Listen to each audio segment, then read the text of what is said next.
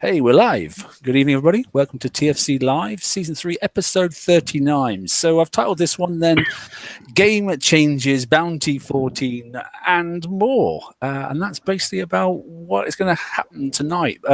Game changes, there's a few that you know about.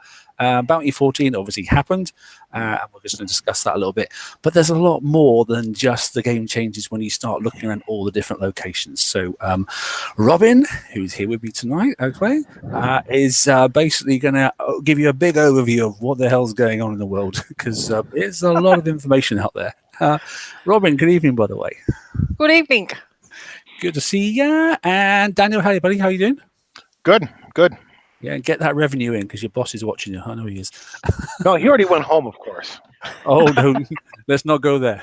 Boss No, is going you home and you're working hard. I get that. Okay. Absolutely. Right. And welcome all in the live chat there. Who we got in? Ford's in there moderating. So hi, buddy. How you doing, mate? And I can see a stack of people. Nick's in there as well. Apex is in there. Yeah, Nick the sniper. Nick the sniper's in there. Yeah. Hey, Ren's just turned up. Hey, mate. How you doing? Hey, Mark. I'm good. You? Yeah, good, buddy. Good. It's a Led Zeppelin t-shirt tonight. We like that. Yeah. I'm impressed with that one. There, I'm just taking off. We'll just centralize Ren. There you go. Look, Led Zeppelin. There he is. Look, one of my favorite bands. Good, excellent. It's one of the greatest bands ever.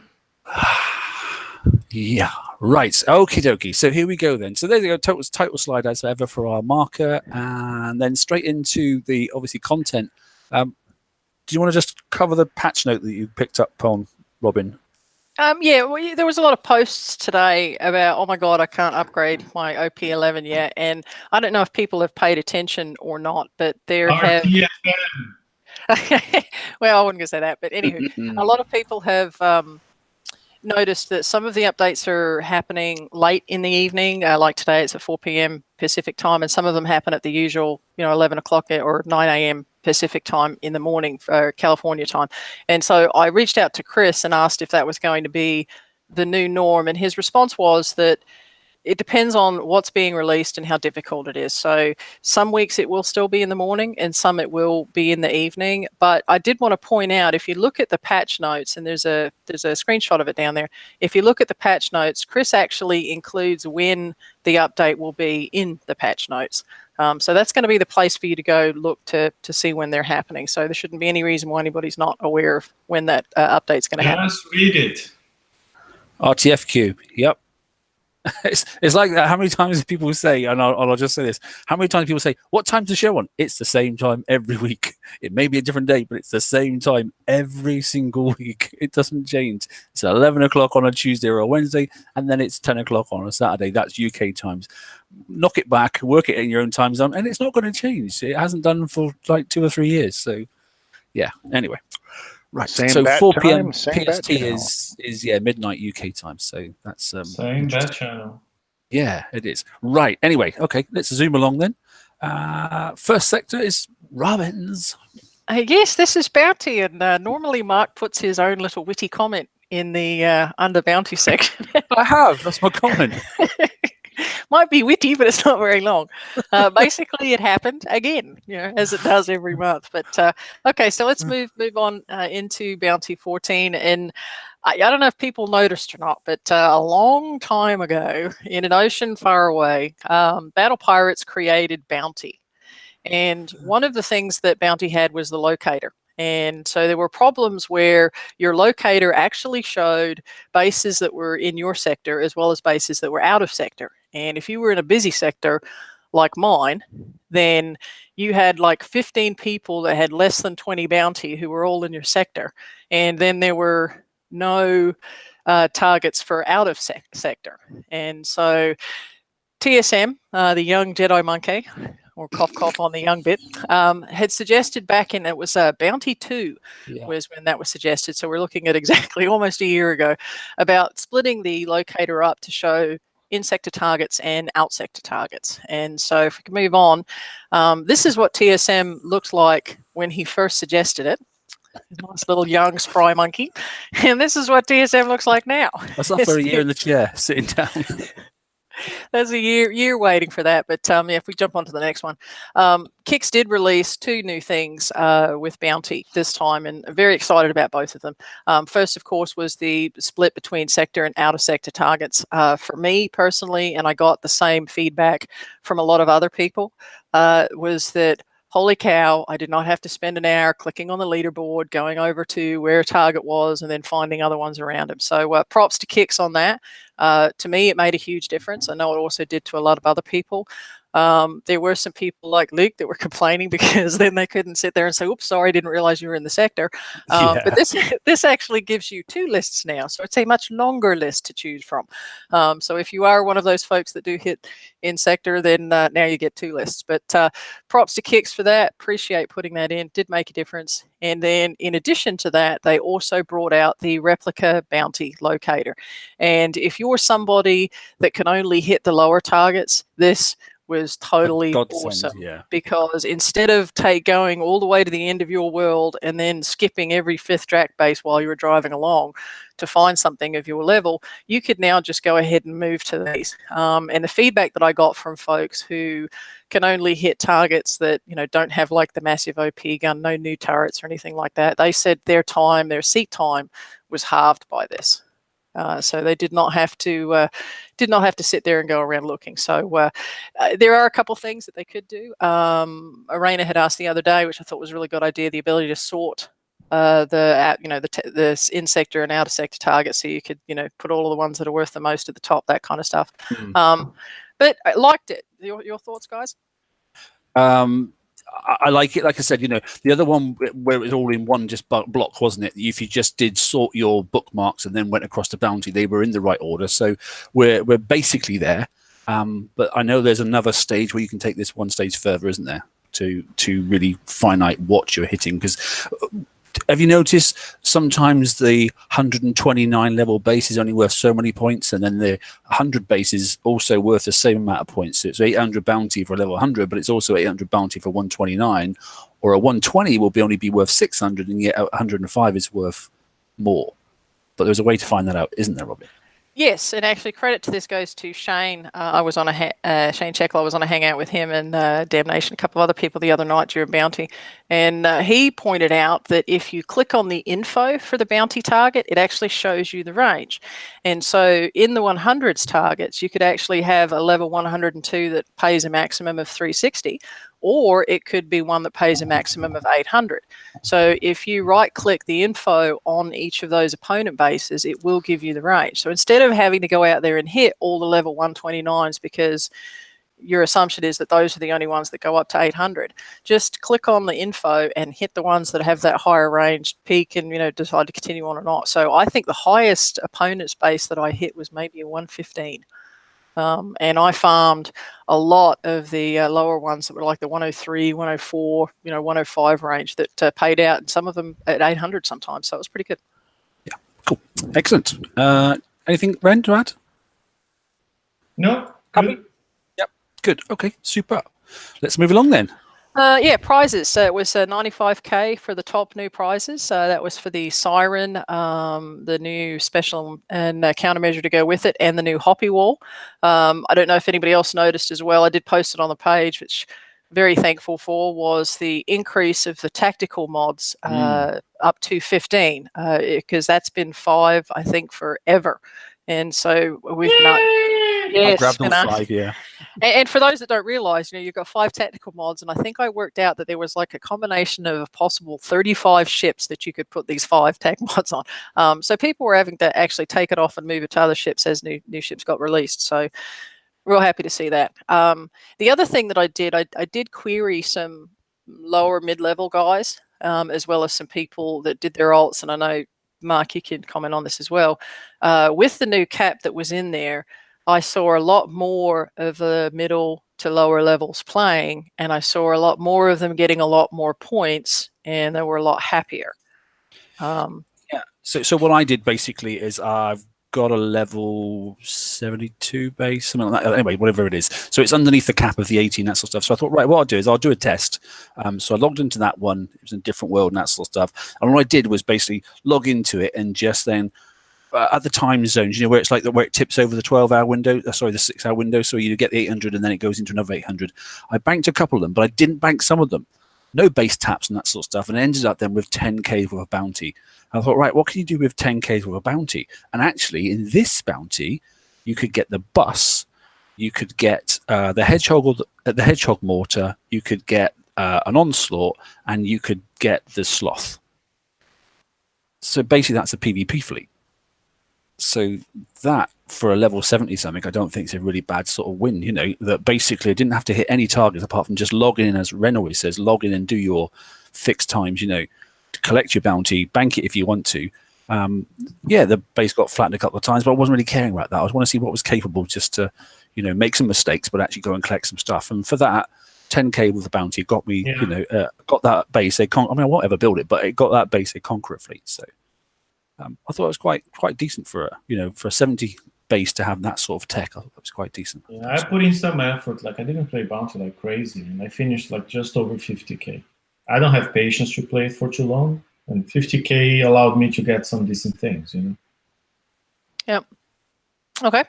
So moving on to the next one. Yeah, I didn't get the ship, I must admit, because it can be bothered. I'm sick of defender hulls. I like it. It looks cool. I didn't get the defender, but I got the countermeasure. Yeah, me too. Yep. And there have been some discussions on, oh my God, how many points has it been required? And so, and these discussions have been all over the place, including with kicks.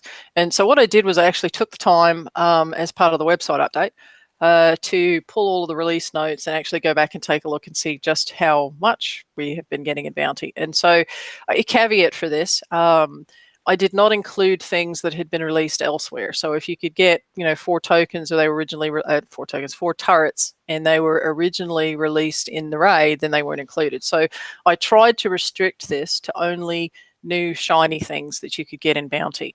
And if you take a look, I cannot find the original. I know Mark was looking for it too. The original bounty 1 price, but I know that it was like 1 courage, and I want to say it was like 10K each. Yeah, I couldn't find it.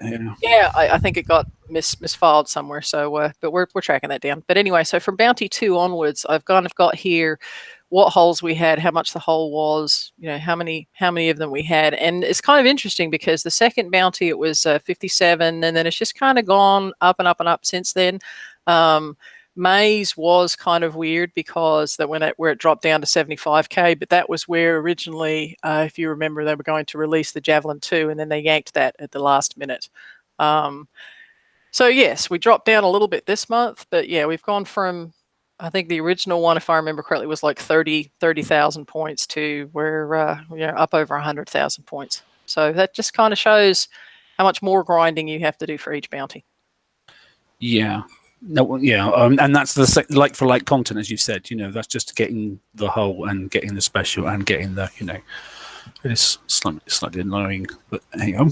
Yep. We'll grizz through it as we do. Yep. A couple of bugs. There were some things. I know the Nexus linking issue still reared its ugly head again this time. I'm not sure if they're working on it. Ren, you might know the answer to this. I think it was it wouldn't let you link at all. Me? No, it was working. This time. This time? Oh, okay. I Yeah. had heard reports it was still broken. I also found that the Witch Doctor stun display, I thought this was kind of funny because normally when the Witch Doctor or the EMP overload on a boat, freezes the turrets and freezes other ships in the area, and I got froze a lot. But it kind of like stunned every wall in the base, which was really funny. So it looked really cool. But those walls aren't going to shoot anything. And then there was the issue, the bottom picture there, where you're unable to target things behind the gates. Now I had seen I'd seen this with hulls, but this was specifically a water turret, and I had to drive all the way to where the red circle was, kill that gate before I could target that water turret. So that has also been passed up. And then the ever popular, and it was increasingly frustrating this time around, was the AI that gets a little bit lost and needs its own little new GPS unit. And from what we've been able to see, there's 2 things that are causing this. One is it doesn't recognize that there's a gate there, and even though it kills the gate, it doesn't drive through the gate and continue on. And then the other one, which is really annoying, is where your ships are like almost equidistant between two things, and it can't make up its mind which one it wants to go hit. Goes So in it sits circles. there. Yeah, does the Macarena in circles, and you go back and you're like, gee, that was taking a little bit of long time, and you go in there and your hull's 3/4 dead because it's been pounded on for the past 4 minutes. But so that's something that also needs to be taken a look at. So for future, if you are running multiple fleets, usually what I do is set them all off and then go back in after about a minute and just check and make sure they're still moving. Yeah, goddamn frustrating to say the least. Right, okay. Okay, so moving on now to the Battle Pirate survey. Now, this was released on Discord. If you're not familiar, Kix has released a Discord. It has been put on our channel, and I will add the link to the website. It's kind of cool. They have sections in there for separate sections for announcements, and then there's the ever popular off topic. There are general questions, suggestions, also places where you can also get some support. But they also post the information that they post on the forum. So they posted a link to this survey. It's not on an in-game message now, although it will be. They're trying to control the release of the survey. But this is probably the most comprehensive survey that they have done. And this is not the usual, do you like Battle Pirates, yes or no, rate it from 5 to 1. There are over 20 questions in this. They go back to what were the things that you liked in Blackwater days. They talk about ranking. Here are the 10 things that you have to do in the game, going from getting chores to smacking PvP fleets or PvE fleets. It allows you to rank all of that information. And so we always talk about Kix doesn't listen to us. We always talk about getting information. This is where they're getting their information from, and they took a lot of time to put this together. There's a lot of thought that went into the questions and the information that they're trying to get. So as it becomes available in the game, please spam your alliances and tell everybody to fill this in, because this is what they're going to be using for future stuff. Ren, did you want to add anything to this? I like the questionnaire. Like it's the most complete survey I've seen any Kixeye Battle Pirates game team do. So one thing I gotta say, these guys are trying. Are they gonna turn the game around and make it great and whatnot? I don't know, but they're really trying. And I think this survey will inform a lot of their decisions going forward. So people can either do the survey now or skip it and just complain later that they don't have their way. Right. Yep. And this is our opportunity to provide them with the information. And I think the key thing for me is that these are key questions. It's not just, do you like base planning? Do you like base hitting? It actually is asking us to rank individual components of the game. And so the more information they get, the better they can use that information. Yeah, prioritize what you want in each section. Yeah, it goes to 1 to 9, doesn't it? And then you pick the priority. And if it's not applicable, you just put a lot applicable. So you haven't got to put them all down. It's quite a really good little survey, actually, to be honest. And it doesn't take that long, but it is comprehensive. There's a nice free text bit at the end as well, where you can talk about a few things as well, which is nice. Can I share my screen for a moment? Yeah, of course. Can you see it? Yep. So this is the survey, just for people. Once you click on the link, of course, you get to the survey. One thing that I found very handy when you're ranking, like I'm here on question 9, what do you spend most of your time doing in Battle Pirates, right? And you want to rank 1 to 9. The best way I found is actually dragging and dropping. So, where do I spend most of my time? Well, I spend a lot of my time doing FM. So you can just drag FM up here, and immediately ranks everything. And now you can say, oh, playing bounty should be up here. Experimenting base design should be down here. You can just drag and drop and put things in the order where you spend most of your time or you spend least of your time, right? Where would you like to spend most of your time? So this is what your game experience is right now on question 9. And question 10 to me is one of the most important. Where would you like to spend your time in the game? Yeah, agreed. Yeah. Right? Oh, I like to hit other players. Where is it? Oh, here, attacking other players' base. Great. That's the number one thing I like to do. Oh, Experimenting with fleet design, yeah, that's my number 2. Playing campaigns, that's pretty much down here. So you can collecting resources. That's probably the least favorite thing I have. And if something doesn't make sense for you, just click NA here, and it goes to the bottom. Like, it doesn't even apply, right? So I found the drag and dropping mechanics really handy. Yep. No, it's a really good survey. Yeah. No, I agree. No, I like it. Okay. Yep. All right. So moving on now, the next update they've got, a quick one, is the Battle Pirates HQ update. This actually now shows you in the app how far your ship is traveling to a target. So if you click on FM targets and you're looking for like an 89 and there's 2 of them, now it will show you how far away it is. And I think that may be tied to the fact that some of the ones on the locator seem to be sending you, the long way to a target versus a short way. So that's now available in the HQ update. Okay. Good. Yep. And then on the next one is CM Chris's diary. I don't know if Bren posted this on the page, but once a month, CM Chris is now going to post, I guess what he's calling his diary, where he's going to share upcoming information, talk about some of the current things that are going on there. Rather than read 4 pages of text, there's just a couple of things that we cherry picked out of this to share with you. It is available on the forum. It's also available on our TFC page, so you can go read it there. His first point, continued advanced communication. I've said this offline multiple times. I think we've said it publicly as well. The level and timeliness of the communication that we have had since CM Chris has come on has just been outstanding. We have gotten early notice on things. They have taken the time to explain raid mechanics before the raid even starts. The refactor, we may not agree with all of what's been posted, but we're getting updates on it. So props to that. And he has said that he is going to continue providing that communication. So that's a really good thing. And then there was this new little nugget in here about consolidating sectors.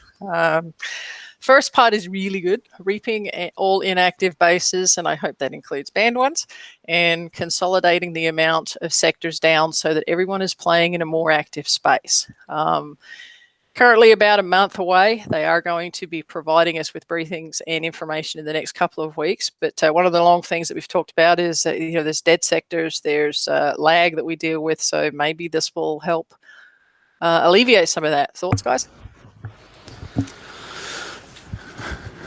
Come on, Randy. I was just gonna say it's it's awful to be in a dead sector. I had that experience a few times. It's simply awful. I mean, some people who like to play alone and do their raid and do their chores and not have competition for the map targets may like it, but overall it's just really a boring experience, right? So I think it's a good thing that they're going to consolidate the players in a smaller space. No idea how they're going to do that. I don't know if they're going to keep 5 different wards and then just have like sectors 1 to 80, 100 to 180. I don't know if they're going to cut sectors per ward, if they're going to cut an entire ward down to 4. I know it will upset players who never moved, who don't like moving, who are proud of their sector community. So a percentage of the population will definitely be upset. On the other hand, a percentage of the population will be happy, because the game overall will feel more active, will feel more lively, which I think it's a good thing. And some people said it's true. It's a recognition that the game population is going down. It's the reality, right? Yep. Everything has a peak in its life and that sort of stuff, and a natural peak of a game like this, that's now 8 years plus, is bound to have had a period of time that's passed. But the point is, they're still giving us what we like, and that's content. Maybe a little bit too much sometimes, but they are giving us content. The bit I like about the whole thing on that single paragraph is inactive bases will be reaped. That's the most important bit. Yep. Thank God for that. If they can get rid of the band and the reaped bases, then that would be amazing. And I know they didn't say that we needed it, but we sort of did. The World Comms thing, it's proper active now. Now people are getting used to it. It's really, really busy. A lot of banter in it, I have to say, but it's very active now. It wasn't to start with, yeah. but it's definitely getting more and more and more. And I saw a lot of people were helping other people out in Bounty, actually, saying, yeah, there's a target over here. Or more importantly, have you seen this one worth 2.5k? Have you seen this one worth such and such? And other people in other sectors jumping across and hitting them, which I thought was quite good. I was just going to say, yeah, somebody posted my base on there, and I was like, oops. That's me. Tap the guard on there, and but yeah, no, I agree with that. And as Red said, we don't know yet. There's a lot of questions that people have already asked. What about and I think the main thing for everybody, other than the fact that people like me that never move may have to move, is how are they going to handle targets? Drac bases, your base parts targets and all that kind of thing. So hopefully we'll get some more clarification on that here soon. To date, WorldCom's the most aggressive player I've met was a level 74. I was like, where are you then if you're so good? And I laughed. It was funny. It was funny, genuinely funny. So it was just goading people. But yeah, quite amusing. Quite happy. Daniel, any thoughts on that one? Yeah, I think it's going to be a good move overall. There's clearly no need to have 5 100 world set, five worlds with 500 sectors or 100 sectors in each. We don't have that big of a game population anymore. So depending on how they do it, it could be a combination of cost savings measure, or they put the money then into the remaining 3 or 4 worlds. I don't know what their plan is yet, but I think it's definitely a good move all around. And hopefully the side effect of it is better game performance for everybody as well, as far as lag issues. That would be great. Yeah, I have to say that would be something. Yeah, if they can just rely the servers like raid timings where they had to grind it. When they used to have raids all used to come out all at the same time, everybody started on the same time, and then they built it up over sort of the 5-hour sectors, don't they? So so it sort of loads the system up slowly. Right. So if they do get rid of some worlds, then obviously that would relieve some of that problem as well. So. Yeah, it'd be interesting to have, but some of the mega alliances all in the same world, whether they like it or not, would be quite funny in some respect. Yeah, and I fully expect, and one would think, I try not to think it hurts, but one would think that even though you may get moved initially, you're obviously still going to be able to jump. So if you get moved to, let's just use PNLS gets jumped to where like SDS 7 is, then obviously, you will be able to move out of there eventually. So, but yeah, so interesting. Some good things and some questions yet to be answered on that. Do you know what I'd like them to do? I mean, we're going to get details in 2 weeks, he said, right? Yeah, we're supposed to start getting some information in the next couple of weeks. So, but it is a month away. So there again, they are giving us extra upfront notice. So hopefully we'll be able to consolidate. And for those of you that are not in Alliance, it doesn't affect you. But if you are in Alliance, or if you're trying to keep track of 75 cats and herd them all in the same place, then that will hopefully give everybody time to consolidate so that everybody kind of moves as one kind of thing. So I'd like and if they're smart, they would reset everyone relocation timer and maybe open like free relocation once a day for a week until people find a nice spot for them and they're happy with it. I'd like them to consolidate down to 2 to 3 worlds and then turn Blackwater on for 2 weeks. That would be interesting. So you don't know where you are. You That can would be cool. rumble around and You know what? I hope they keep the 5 wards and make them smaller, because one concern I have is for bounty, those golden axes and whatnot. If that mechanic's going on, having 5 per ward, and if they cut down a ward, there's going to be more competition for those. I know it doesn't affect anyone, and it's a rich people's problems kind of thing, but still. Yeah, I don't know what Laredo's just said, actually. Ford just made a comment there in Sidebar chat. TSM, did you see what Laredo said? No, I didn't. Yeah, Laredo is saying it's still going to be 5 worlds, just not 500 sectors. Yeah, so. I'd be quite happy with 50 sectors in each world, personally. I think it would probably do enough if you just cut it in half and then take all the dead bases out. And if it ends up being 25 sectors in each world, then great, don't matter. There's a lot of good things about having the different worlds. I quite like it, I have to say. Yeah. Okay. Cool. So moving on, they have released all of the Tier 7 PvP content, so that is available through various channels. I don't think everybody has all of it, but that's out there. He also touched a little bit on balanced and simplified tier PvP content, aka the Refractor. And then he also talked about not making adjustments to Bounty, which makes sense, until after the Refractor. So it happened again. again. And it's going to happen again next month. So Again, for those again. of you, so for those of you asking, until the refactor comes in place, don't look for any major changes in Bounty. So, but anyway, he's going to do this once a month, every month.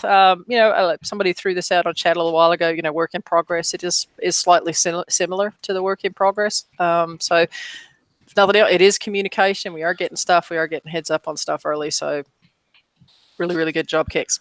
Yeah, and another member of the Kickside team turned up on BP Live, didn't they? So it's nice to see that they are sort of coming out of the woodwork now. So yes, not so camera shy as they have been in the past. Not so afraid of saying anything, and it's good for the team. It's probably also changing leadership there that's allowing them to come out and say things. Yeah, like I said, I mean, can't fault these guys for not trying. They are trying. Yep.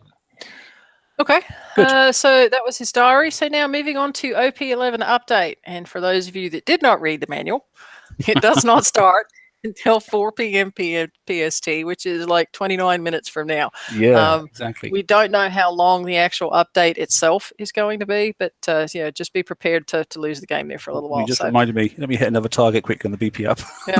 All right, so if we could jump to the next slide while you're hitting your Can do. targets. There we go. Okay, so rather than put all of the stuff that was there, the 700 pages, but great job on the information that was provided. Just a general building update. We've got some new buildings, some new upgrades. We've got some new res generators. OP11, the build time on that is 21 days. A big change there is 10 million in armor. Did not see anything with relations to increase in power. Dock 15 is about 17 days with a weight increase to 200K. We're at 100K now, so it looks like we're going to be having some very chubby fleets. We're going to be level 1,000 fleets if you aren't careful soon. Yep. Shipyard 6 is 17 days. That's the new one. We did add the Legion, 15% on this one. We were waiting on that, so that's good. We also have that weight reduction. I'm still very confused about that 15% weight reduction because it's listed as part of Shipyard 6, but also as part of Conquest Yard 2 or 3. I don't know. So when you upgrade one of them, do you get it already for all ships or what? Because the game and the dock, as far as I know, has no way of telling whether a ship has been built or refit on this shipyard or that shipyard. So I suppose once you upgrade one of them, you get it. Maybe. Should be. Very good How point. can they tell? Yep. There will also be at the expert builds, which we'll go through a little bit more detail here in a little bit. Okay, and then they played around with the Conquest shipyard. So the current Conquest shipyard that's in the game now before the update, they are basically, that is level 1, okay, which used to take 42 days to build and was not available until OP10. They've now changed that to where level 1 will now be available at OP level 6. And it only takes 3 days. So doable with base parts, which is nice. Exactly, yeah. So players first, the lower mid guys, people trying to catch up, no 42-day wait. You can get that done really, really quickly.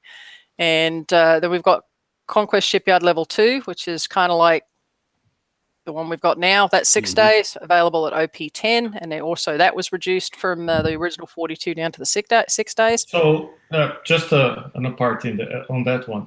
Somebody asked on page, like, if they have a Conquest Yard building right now, halfway through, if the new time would apply after the update. The answer is no. So if you have your Conquest Yard building, and let's say it's 10 days to go now, you're better off canceling and then starting again, because then it's only going to be 6 days, you save 4. If you have less than 6 days already, then just wait. Yep. It's a little bit like, I mean, and some people go, yeah, but I've already used 6 days worth of build tokens. You could send in a ticket and ask to come back.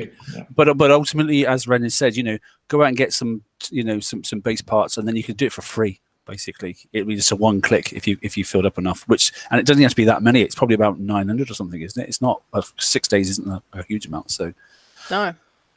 But anyway, it's doable, and so it's I get it, and it's annoying, and it's never, you can't please all the people all the time. It's impossible. So some people are going to bum out on this one, but some people who have just finished their 40-day build as well, going, that's not fair. A little bit like people saying they've had to recycle some of their icebreakers. There was no room, and now all of a sudden they got more space, and they couldn't do that TLC. Open a ticket, see what you get. Just the way it goes sometimes. Yeah, but and for those that do say that, my response to that is we want to keep people in the game. We want to keep people engaged, and we want them to grow. And this is a key piece in growing. So getting that Conquest Shipyard down to them earlier gives them an opportunity to start participating in PvP. So level 3 is the new and improved one. 12 days, which is really nice instead of a very, very long one. So 12 days there, and that releases the expert builds. And then we've got War Academy 16. Everybody go, 10 days. Increases the storage to 60 from 25. So did not get extra room in our dock, but we gained anyway to where now, once the update is done and you've done your upgrade, you'll be able to store 60 hulls. So that's I just can't imagine how many hulls people have got. I mean, I build virtually everything, but I've still only got 20 in storage and about 85 hulls. Because you're not emotionally attached to them. No, I don't. I get rid of them. Once they're done, they're done. Bin them. My pred lives matter. And should we assume that everybody knows what we're talking about when we talk about storage? Yeah. I hope so. If not, I'm sharing my screen here again just to show people what we're talking about. Can you see my dock here? Yeah, we're up, mate. Okay, so it's the little storage button up here. So the total dock space, when you're actually here in your dock and you select, that space down here is not changing, the active list of ships you have. What's changing is the storage up here, where you can today only have 25 ships, and it's a bit slow to load by design because it's kind of like a cold storage, right? So see here, down here is limited to 25. It's going to be up to 60 now. So you can get all the old ships you don't want to get rid of, like my Banana Boat Hammerhead B here, and store in here just as a souvenir. And you'll make fun of me keep my preds. But yeah, that is probably one of the biggest positives of OP 11. So again, not in the dock, in the storage area, but you'll be able to store a whole lot more. So big thank you for that, Kix, because they didn't just add 5. They added, what was it, like 35 or something like that? Yeah, over double. So great. Huge. But okay, and so the last general building that we've got is a warehouse level 17. 4 days. It's a little bit longer than the last upgrade. I think there's like 3.5, but 4 days here. And I rounded these build times up, and no, they don't include friends. But so those ones increased titanium storage to 25K. So that was a nice little increase as well. So those are the general building updates. And so moving on to the next one, we have the advanced resource generators. And so this is where we get to build something that gives uranium and titanium. And the initial release notes that included this information, I think it worked out to be like 10 an hour, 10 uranium and 10 titanium. I think it was very close to that. And so it didn't the maximum level was 41 per hour. And I think if I did the math, and will take like, I don't know, years to pay back the cost of doing it. Yeah. So it's a bubble pad thing. Yeah, that's it. I mean, forget about what it does for you, but yeah. Yeah, but they did. Kix did take a look at that, and they did come back. And so basically, the level 1 is 2.5K per day. The level 2 is 5. The level 3 is 10K. And a lot of people are like, 2.5K doesn't give you anything. Well, if you're a mid to low level player and you are doing all of your retros, most of those start out, I think it's like 1.9 or 1.6K. Yeah. So if they've used all of their uranium for rolling crews or something like that, tomorrow they can go ahead and kick off a retro lab, which will help get them a lot closer, a lot quicker. So that's a good thing for that. And it's free, other than your initial upgrade. I mean, I may not, I'm not going to fill up my my titanium at 5K a day and wait until that's full before I build up a ship. But if I'm like 2K short, I'll leave it till tomorrow morning and then kick off what I need to. So it's a little bit of something. And some people when they're like mid-raid and didn't plan properly, and now they don't have uranium, don't have titanium, at least you're gonna have on a 5-day raid, you're gonna have some, right? Maybe even with like a uranium facility level 2. Because you can get to level 2 with base parts, and you only need outpost level 8. So it's very easy to get right now. Like I'm planning on doing that even before I start the outpost 11, because that's going to be instant, right? Yeah. And I think as well, that's almost like having a reserve tank now. Like you said, rolling cruise halfway through, you go and then if you don't worry about collecting it, because you can go and hit the dailies, you can get the daily Scourge one and all that sort of stuff, and you can do SSRBs and that sort of stuff. This is a reserve tank, so even if it gets to the max and you don't need it, just forget about it. There'll be a time in the game at some stage where you go, God, I'm out of uranium, and all of a sudden it's there for you. Yep. So it's going to do no harm at all. Yep. And so, as Ren mentioned, the older levels or the lower level ones can be used for with base parts. So do those first and for free before you start anything else up. But they're also aquatic, which I thought was really cool because everybody's like, oh, I have no room. We got turrets, walls, portals, and everything else. These guys are going to be on the water. They do have higher armor. Yep. The higher armor is specifically to help with the bubble pad. So I think it's 2 point something for the War Academy and 1.5 for these guys. It's there so that it doesn't upset the bubble pad with the upgrade to the OP armor points. So they did. Yeah, 1.5 million each is 3 million both if you get them to max level, which is not a priority, but whenever you get there, it's more than a turret. So it should allow you, for instance, to move a turret further back if you want. Yep. Is there a chance to put a special on these at all?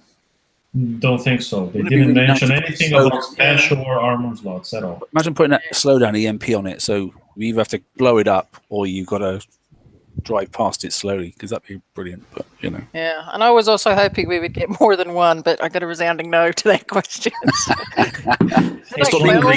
Greedy I like Roo. 10 of. Well, I was thinking, 10,000 a day times 5 of them. But anyway, so only yeah, that would be nice.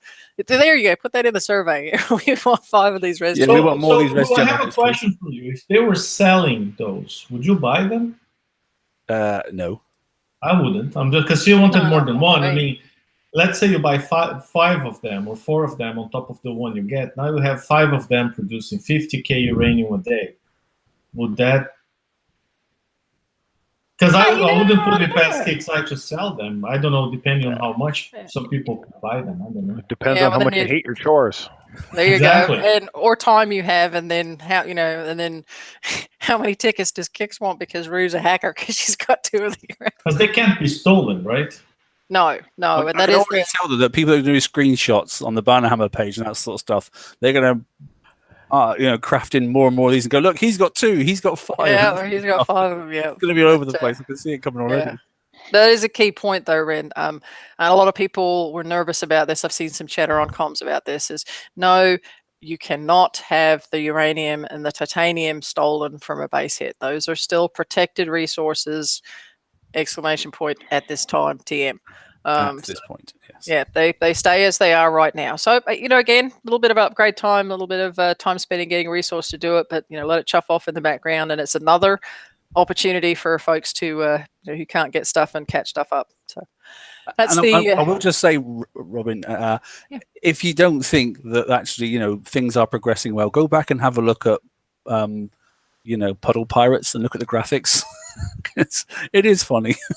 The progression in the game, particularly in the last 24 months, is in visuals. It has been quite phenomenal, to be honest. Yep. Quite impressed. Okay. Right. All right. So that's the advanced resource generators. The next one is expert builds. Now, this is where your shipyard must be the level 6 and your conquest yard must be level 3. So once you've done all of your upgrades and you've got everything up to date, you can now take advantage of what they're calling expert builds. Expert builds only increase the resource costs on the hull. So this is not a coin thing. This is not a level thing. You don't have to get anything other than just your standard resources. And the results are shorter build times, but also include additional VXP. So if you build an XYZ hull and you do the expert build, it's going to come out with some VXP already on it. We don't know what the amount is, but there will be some VXP. So, some positives for doing that. Negatives are if it doesn't apply to refits. So this is where you need to think about it. They talk about that they're not going to make this available for brand new hulls. So let's just use the last rate. Obviously, the Bat Ray and the Razor Tail would not be something that would be included in this. So, and generally we all build our hulls naked with a thud, then we go out and rank them, and then we come back and finish them. So expert builds wouldn't work for that refit. But let's say if I'm going to build a onslaught because I want to add that into my guard, depending on the age and what their criteria is, it may be time-wise worth it for me to just build that thing as a whole and then use the rest of the tokens to fill that up. The only thing I dislike about that is the word expert. They should have done something else. That's a terrible word to use. Actually, I think the second word is wrong, because the right word would be expert builders. Because the way they explain it is like you're paying more, so you get more skilled pixel workers in your shipyard that can build your stuff faster and have it already with some rank. I think it should just be accelerated build or something like that, rather than. You're pretty much you're paying more for highly skilled labor. So Yeah. expert builders would make sense to me. You're hiring expert builders to get your stuff done faster. Expert builds is an awful name. Yeah, I think so too. Yeah.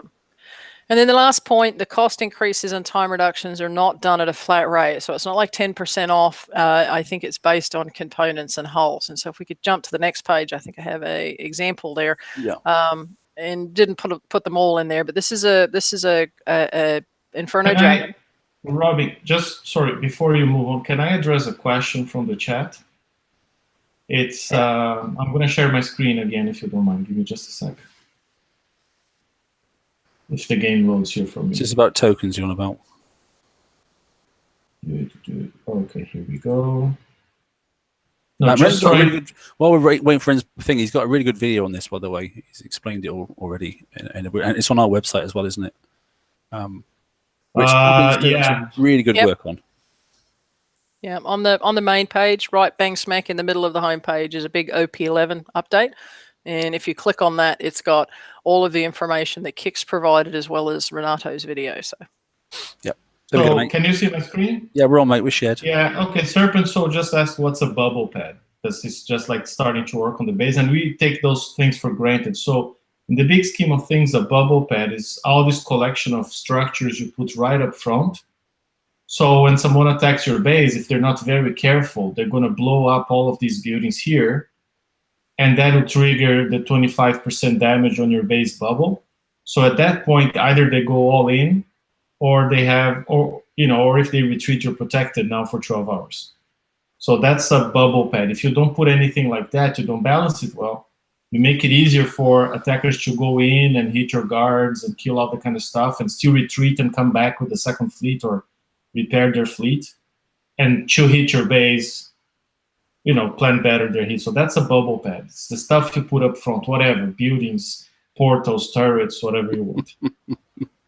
So I'm just laughing at Ford on the mod chat there. So there is a video on our page which I've done, which I'm going to update because Wayne has done the new bubble pad, obviously calculator as well, which has included all the items from OP11. So I'll do a refresh video over the weekend, basically, and replace the one that's on the page there. It'll be the same concept, but obviously it's got different formulas now as well for, but it's got the new res gens in it and that sort of stuff. But the concept of the percentage is still the same. So, yep. But so there is one on the page already. It's just that it needs a new link to the generator and that sort of stuff. So I'll just update the video slightly because I think it was a OP8 base at the time, I think something like that. But concept's still the same, 25%, and away you go. Cool. Yep. Anyway. Okay.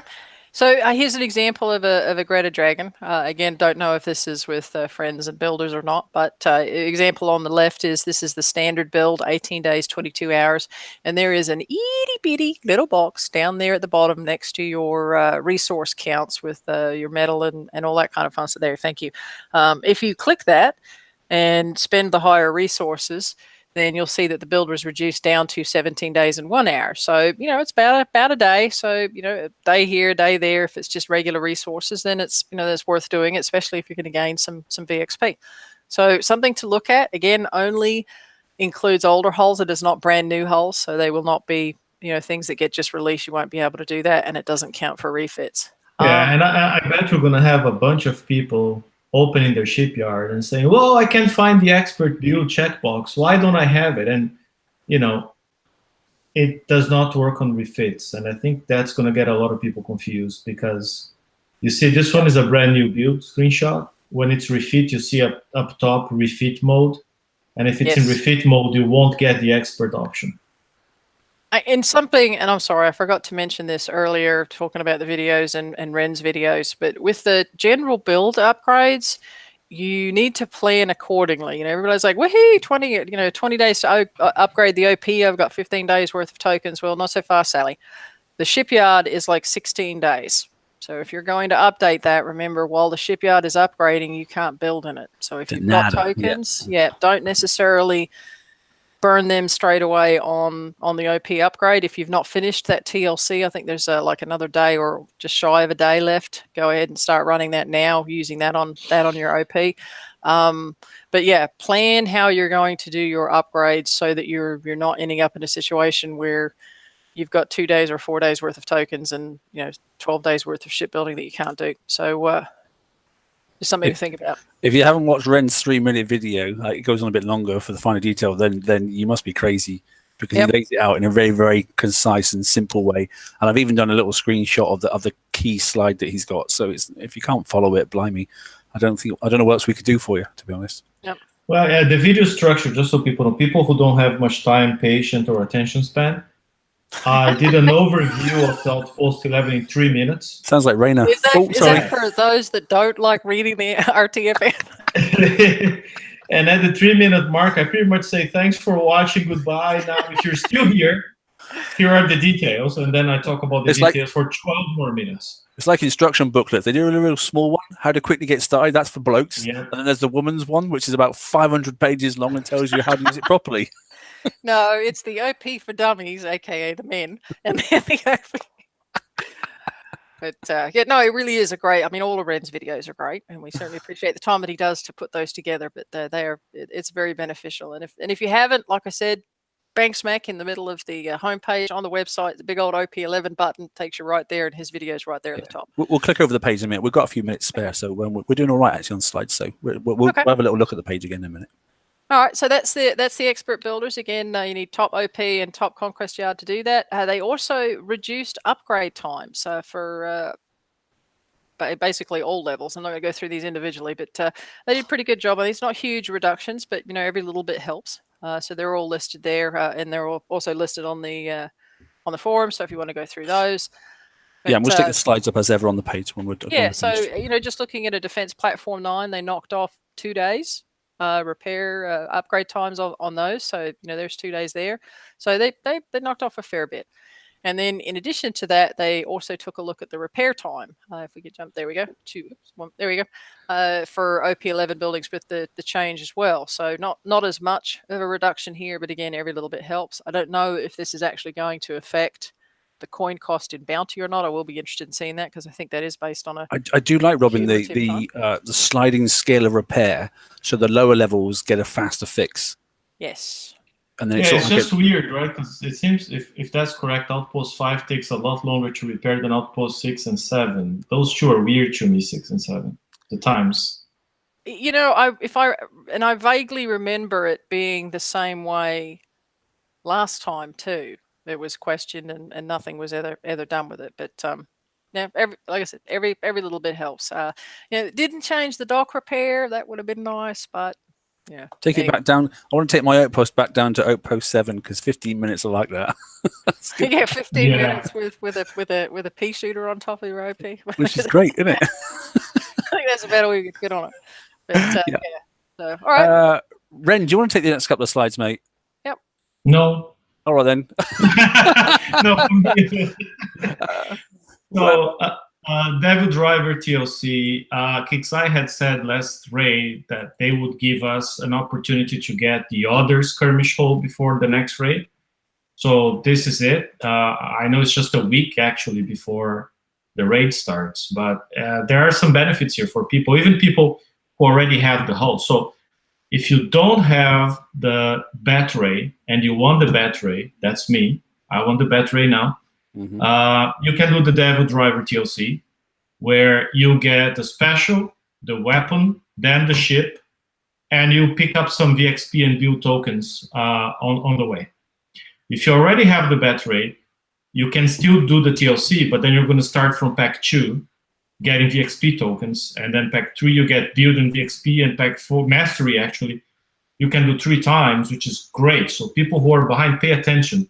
You can do mastery 3 times. Each time you do mastery, you're going to get 2 Bat-Ray build tokens. So it's 6 in total, plus 1 from pack 3. It's 7 days worth of Bat-Ray build tokens.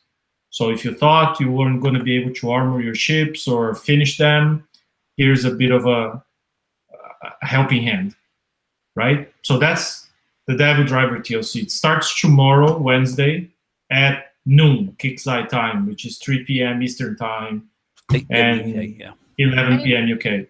Yeah, just one thing on this before you jump on to the next one. The one thing that I did see on both of these that I really liked is, remember, it's like whole weapon special for the progression on the tree. So if you are somebody who ground out the whole already, but you're missing either the weapon or the special, they're in the lower prize packs.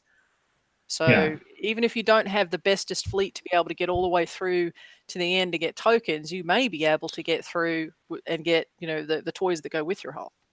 And this one in particular, very good point. The Devil Driver in particular, people who have prototype seekers, you could remove the PBX special and put the hydro explosive casing. It's a better version of the PBX. Hell of a lot better, yeah. Just as you could remove some of the older Gatling guns and put a few, not too many because they're heavy, but you can still put a couple of these new Gatling guns and they're good. So even that, I mean, if you have prototypes and a few tokens, you can make that fleet better instantly. It's nice, and it's along that same concept of what we did to our Phoenixes, isn't it? Where we started nicking some stuff off the Manticores, and then all of a sudden the Phoenixes came back alive again. And I think Hunters will come back in, and if you had to hold on to your Hunters for a bit longer, I think they'll end up being quite a decent fleet with changes of armor. Yeah, I'll tell you, my Phoenixes, because I had tokens and I got those stingers and whatnot on them, they were actually doing 80s in the first couple of months of the raid cycle. Yeah, I did on that stream. I did a set of 80s. I was quite surprised. Yeah, they're really. So it's the same case. You know, you can make the prototypes even stronger. Okay, let's move on. Next one. Just my one other complaint on both of these. I really wish they hadn't made the tokens specific for the ship. You know, if they'd have made it, going to happen, there wasn't it? Well, you know, I could see them, you know, maybe not making a skirmish or something, but just a, you know, razor tail or bat token. Yeah, would have been nice, but that's just me. You know, the funny thing, we're here talking about TLCs and tokens and whatnot, and the folks in chat are talking about Ford's PMS. Like, really? Like, really? It is quite funny, the sidebar chat at the same time, I must admit. Which is good because it now shows up on when we do the replays on YouTube as well, because it's always on the side now. I've locked that, so it always comes up now. So the Whiplash TLC, this is the one for people who want to get the razor tail, or if you already have the razor tail, which is my case, you can do it for the tokens. You can, I don't know how many you can stack, but again, you can get up to 7 razor tail build tokens, and if you didn't skull your ships, you can get a bunch. So days won't, if you're just starting now, won't get you even, like, maybe get you 1, maybe 1.5 ships for raid, but it's a start. And I don't think we mentioned that for both, people need fleets of Manticores, probably without the flagship for the first 2 prize packs, but I doubt people will be able to do mastery without full fleets with flagship. Yeah, that's my expectation. We will learn. We'll see it tomorrow. So a couple of things that I've noticed. And this wasn't my idea, but it was another idea. If you feel that 4 ships is all you want and you want to wait for the flagships and then you want to go, actually, I'm going to build another ship, there's enough tokens here to build one of the other ships. If you're the sort of person who wants to do both fleets, you can have one of the other ships and then tuck it in the bottom corner of the target when it comes up, and then go off and kill the target with the 4 bat rays, for example, and leave a razor in the bottom corner, because they all have the same effect and you still have the 5 stack effect. But if you're going to put a blank in the bottom corner, it can't be a blank. It must have an engine on it. Otherwise, all the rest of your ships are going to go as fast as the slowest one in the corner. So just Uncle Mark, you're so smart. Just be careful on that. All right. So if you don't put an engine on it, you're going to look pretty stupid because your ships aren't going to move. And the other thing is, what were they thinking when they made up the names of these TLCs? What was the plan for that night? Because I'm not quite sure who made these up. But Devil Driver and Whiplash, just, yeah, I'm intrigued. Anyway, moving on.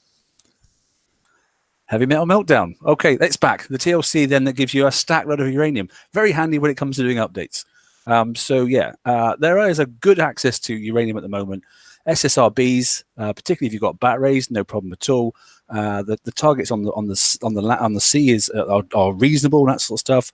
The obviously every third day you get the daily campaign for the 300k and that sort of stuff, and then this one again. So at the moment there's a stack load of stuff available for every level of player, to be honest. Price pack 1's really easy. Price pack 2 is not quite so much fun, but then again you are getting a full hit of uranium, and you are going to need some in the next few days if you start doing some upgrades. So yeah, and as Laredo said, make sure you get all your components to R16. Oh yeah, definitely. It really helps. Yeah, helps him a lot, doesn't it? So that's the Heavy Metal Meltdown. There was something else I was going to mention about those other TLCs, but it doesn't really matter. Is Daniel still here? I'm still here. Mr. So FYI, we got the update message above game 4 p.m. Yeah, it's probably starting now. Okay, good. Right, then that means I'll go and dock my ships a bit. Daniel, you can have this page, mate.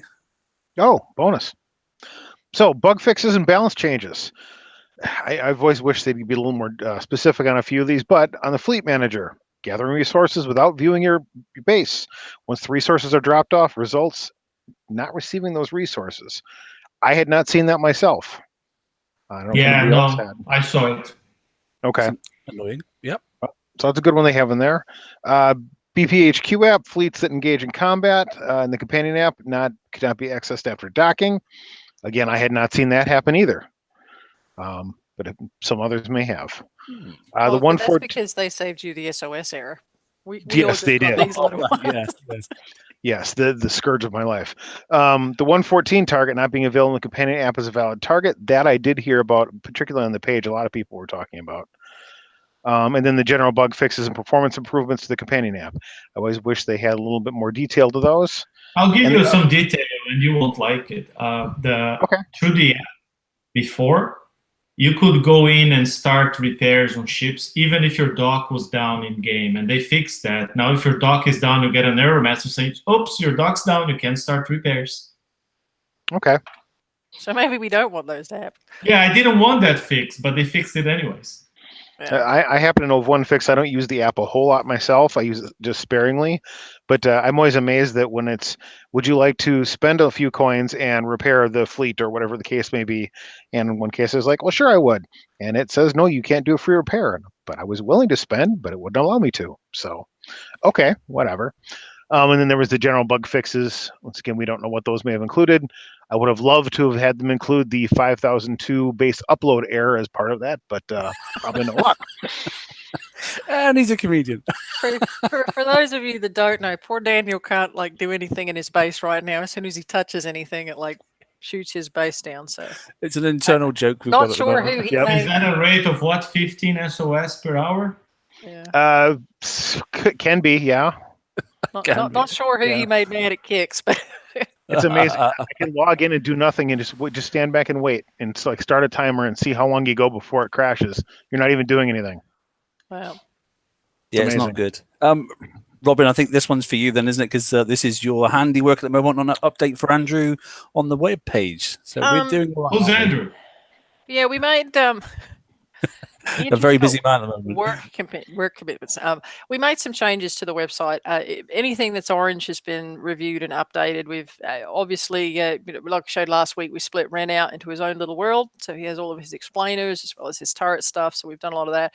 But in the last couple of days, I added a section at the top of the page called latest updates. This is kind of like a real quick place where you can go and see stuff. And so we've got the weekly update that's listed there. We've got the spot there for the BP11, OP11. So that takes you directly where it goes to. And then after about a month, we'll rotate that off unless something else comes on there. And then the other two buttons that I put in there is the latest TFC show and the latest open mic show. So if you don't know where the links are, those are always there. So keep an eye on that area because that is where all the new places are. We've also been continuously updating the ship builds. I still have a couple more to go, but it's coming along. The other other thing that I did too was, and I use these all the time, especially when somebody goes in there and says, "Well, the Skyfire has only been out for like 2 months," and it's like, nope, Rubbish. like 2 years. If you would click on Raids of the Past for me, Mark. Raids of the Past. Yep, I like this one. Yep. So what I did for these, and click on one of the orange ones, is I actually have tied the release notes to the raid. So if you click on any one of those things, it will go ahead and pop up the release notes for that particular raid. And I have also done the same thing for all of the bounties. So if you're trying to remember when something came out with bounty or you needed a price or something like that, all of that information is in there. So done the last 3 years for the raids and for all of the bounties. So that's also available should you need to go back, because it's, even though they've done a better job with storing their update notes and stuff, and sometimes it's very hard to go in there and find all that stuff. This So is very good to settle those discussions between battle pirates archaeologists who like to say, "Oh, remember, back in 1998 when I was playing Battle Pirates on Windows 95, and there was this raid, and and the other guy, no, it's good, it settles it down." Yep. Yeah. So Well done, Rue. yeah, thank you. It's getting there. They are, and for Jenny, I don't think you must have. Oh, you didn't watch last week's show. Let's all call Jenny out here now. Can you go to Shipbuild Fleet and bring up the Batfit? I don't know. Do you know? Could we go into Skirmish, and shall we have a little look what's in Skirmish? For those that did not watch the show last week, and I'm crushed, we did the updates, and so this is what it looks like now. The question was, how can you do it without Huggies? So we've got two things that are going on. One, if Ren has done one of his handy dandy videos, his video will show underneath his icon, and then there'll be the code for the ship build that you can go ahead and copy and paste that into your shipyard. And then for every other build out there that we have, it will go ahead and show the an image of the build, and then it will go ahead and show the code that's in there as well. So to answer your question, Jenny, yeah, you will be able to go ahead and copy those codes directly into your shipyard. If there's multiple codes, then we've listed those as well, like Darkwing CIC, non-Darkwing CIC. So that was kind of the solution that we came up that worked best for people, an easy way to do it. There is also a button in there that will show for those that don't know how to copy over the codes. It will go ahead and show. Oh, thank you, Mark. Yep. So here's one where, Mark likes to be different. Doesn't want to have all the same thing. He'll have multiple codes for his ship. So each one of his codes is in there. So that's what we've been doing. We've been playing catch up on those. So I've got most of the builds that are in there. Most of Ren's Conquerors. Dill Stew. God. Still do. English. I couldn't speak of that. Now, I gotta make a disclaimer. I rarely do Conqueror builds, and Same. when I do, they are usually outdated 2 days later. So people gotta use them always with a grain of salt, especially with the armors and turrets all being released fast and furiously. None of those videos on PvP builds stays current for more than a week. I mean, take a look at it, use as basis, but right now, honestly, if you copy any of those builds, they'll fail. Well, you say that, but a lot you're going to blow Ren's trumpet here. The stuff that you do when you talk about it, though, is you explain why you're using something. So, you may change your build, and I may change a special from something to something else, but you explain why it makes sense to use that. And I think that's a really good tool for players. And I know of people that have done that and then have since come out and built their own builds on other hulls, just kind of applying that logic. So, but yeah, no, that's the main takeaway, or should be. But I still get a lot of comments and messages and whatnot. Hey, did you update your build? Did you update your build? And almost weekly, right? And I don't. I put the video out there once I explain, and after that, I suppose if people are playing, they'll know what has changed in the game environment, and they'll adapt their builds from there, right? I'm not going to be updating videos every week with new builds. It doesn't make any sense. No, I certainly hear you there. And most of the older builds that are out there are still valid. We have updated some of them. Mark's given me some of the ones to update with some of the new stuff, but most of the original builds are still valid that are out there. So even if you see a build that's a year old, that doesn't necessarily mean that it's out of date. It just means that build of works has been tested, and there was no need to go ahead and change that hull that was there. Last things to do on the website, and hopefully we'll get them done here soon. One is the raid information. We'll be relaunching that page. It's out of date right now. And then the TLCs. So getting there, but pass the website around. It is, you know, mostly back up to date now, and there's a lot of really good information in there, and that's where everything that, you know, folks post on there will end up on that page as well. Yeah, and obviously that takes you to Wayne's website as well. Like I said, he's updated the calculator. Yeah. He's added an extra turret in the turret calculator stuff. Version 3 is nearly ready for the turret calculator, which has the visuals, as it has pictures. We like pictures. Okay. So if you put a special on, actually you get to see what the special looks like, just so you go, oh yeah, that's the one I meant. Because sometimes the words don't quite correlate to what actually it ends up. You end up putting on a completely pointless special. But things are, yeah, we're getting there. We're getting back on track. Nice, I have to say. Yeah, and I just into outside of his links up there underneath the base, all of his calculators are in there. His turret builders are also in there as well. So yeah, and this is a really good button, by the way. Weekly updates. I really like this one. yes, if you do want to start reading the RTFM, you can go in there and look at the updates. And this is Ford's baby. No credit for me for this. He goes in there and updates these notes every week. So again, if it's instead of trying to dig into you know, going in 5 pages back to try and find something, all of the update notes are right there, easy to get to, all in order, and sorted by month. Yeah, we're good. This bit is dead handy. You know, it's like you charge around forums and find, you know, because they only hold about 2 months worth on the front page, and then you got to go back into archives and find it. It's a nightmare. This is all archived in date order and that sort of stuff. You can go straight into release notes. You can find exactly what I use. This a hell of a lot.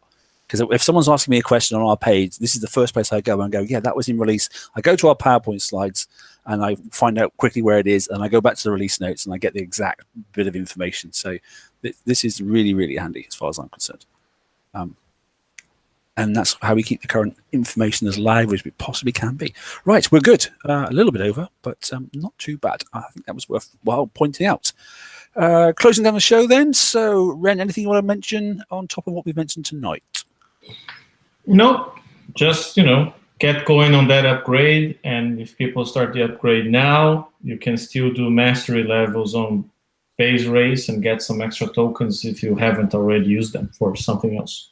Yeah, that's exactly my plan. Yeah, smash it out, because it's got about another about 15 hours to go or something like that, isn't it? I think it is probably about now. I can't remember exactly how many hours, but I worked it out that I can finish work and then go and smash out a few levels and use up all those tokens, which would be good. Daniel, anything, mate? Nope. Let's just hope this whole update in OP11 comes off smoothly and mostly glitch free. Of course, we'd like that, wouldn't we? Robin, young lady, yourself. Nope, nothing from me. Good. End of it. And XL wants us to end on a song. No.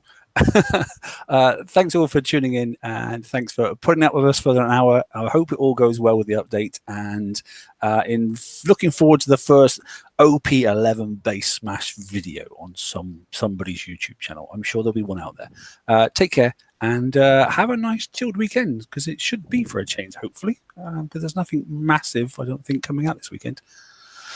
So enjoy it, make the most of it, because obviously next weekend, hey, we're raiding again. Right. Good night. Take care. Night, everybody. Good night. Bye.